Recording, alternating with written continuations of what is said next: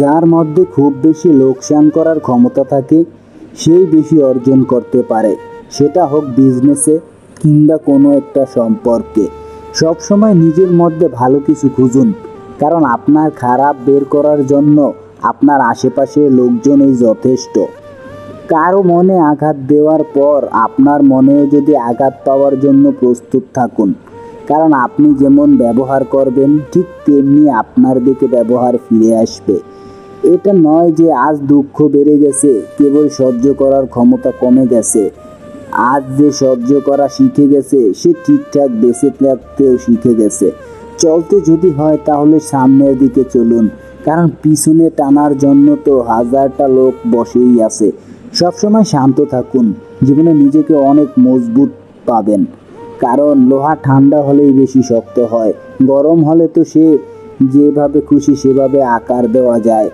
বাধা তো কেবল জীবিত লোকদের জন্য আসে, কারণ মৃত লোকদের তো সবাই রাস্তা ছেড়ে দেয়। কান্না করে কাউকে আটকে রাখা যায় না, আবার কাউকে হারানোর পর কাউকে কেঁদেও ভোলা যায় না। খারাপ মানুষের সাথে সম্পর্ক রাখার থেকে ভালো মানুষের সাথে একা থাকুন, একা আপনাকে মানসিক শান্তি দেবে।